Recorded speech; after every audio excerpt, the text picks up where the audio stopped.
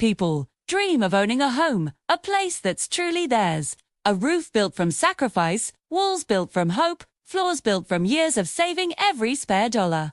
For many of us, a home isn't just property. It's proof that the struggle was worth it. 2 years ago, I believed I had finally achieved that dream. For most of my adult life, I had been renting tiny apartments, ate cheap meals, skipped vacations, worked extra shifts, and watched other people celebrate milestones I could only imagine. Home ownership felt like a finish line I would never reach. It was this distant, shimmering goal that belonged to other people, not me. Every dollar I saved felt like a small victory, a tiny step up a mountain that seemed impossible to climb. But, after years of scrimping and saving, I finally had enough for a down payment. It was just enough, but it was enough. The feeling was incredible, like I could finally breathe after holding my breath for years. That's when I met a man named Andrew. He was a real estate consultant, recommended by a coworker. He was polite, charming, and incredibly professional, too. He had impressive references and seemed genuinely invested in helping first-time buyers like me. He spoke with such confidence about opportunities to get undervalued properties before they even hit the market. He used these lines that just pulled you in, like, "I'm not just selling you a home, I'm helping you build a future." And I believed him.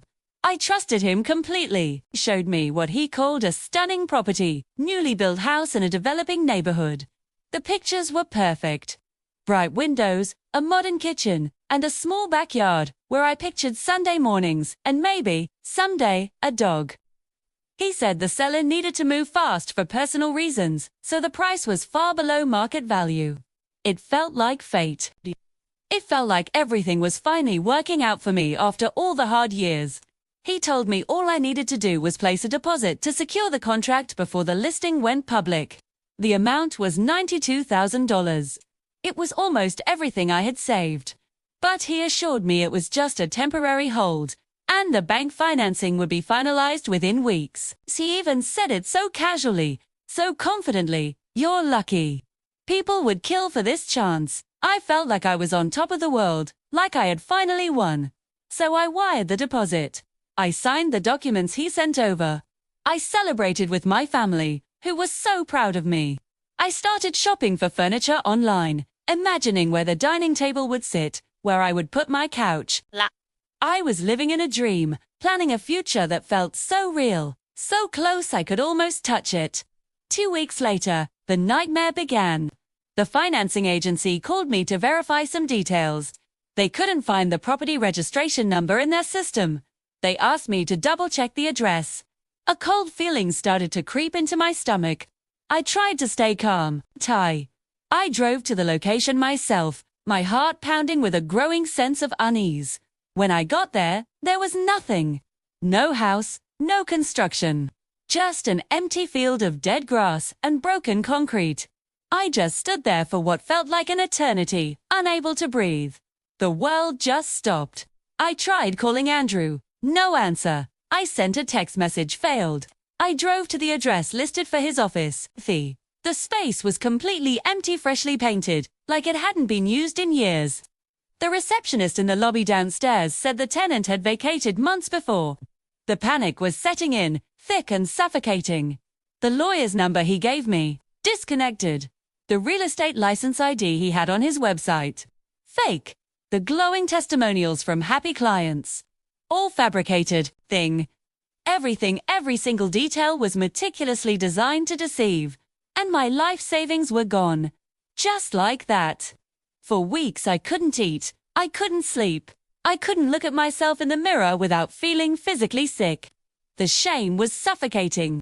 I reported the scam, of course, but the police told me what I already knew deep down. He was long gone. The money was gone. And I wasn't the only one. There were dozens of other victims, all of us caught in the same elaborate trap. My parents tried to comfort me, but I could see the disappointment in their eyes, even though they never said a single word. My friends went quiet around me. People stopped calling. Maybe they didn't know what to say, or maybe they thought it was partly my fault, that I should have known better. Shame is a heavy thing. It doesn't just hit you once. It crushes you slowly. day by day. Months passed before I received any real updates. A detective told me they had finally tracked Andrew overseas. He was living under a different name, using the money he stole from people like me to fund a luxury lifestyle. D were working on extradition, but the process could take years. There would be no quick refund, no immediate justice, no miracle. But then something else happened, something I didn't expect at all. A woman contacted me online. She was another one of his victims. Then another reached out. And another. Soon, we formed a group, a small community of strangers, connected by the same deep wound. We started talking, sharing our stories, our grief, our anger, and our humiliation. We testified together. We supported each other when the world was whispering, "You should have been smarter." One night, during one of our group calls, a man said something that changed everything for me. He said, "He stole our money, but we can't let him steal the rest of our lives." In that moment, something shifted inside me. The shame started to melt away. The weight that had been pressing down on my chest finally lifted. I realized I wasn't alone, and more importantly, I wasn't broken. Bad people exist. Cruel people exist, but so do survivors. We find strength in each other. Now, I am rebuilding my life from scratch. Slowly, painfully, but also proudly. When I finally buy a home someday, and it will be with money earned twice. First through hard work, and second through healing. Because even though he took everything I had, he didn't take who I am. He didn't take my future. That I'm taking back for myself. Thank you for listening to my story.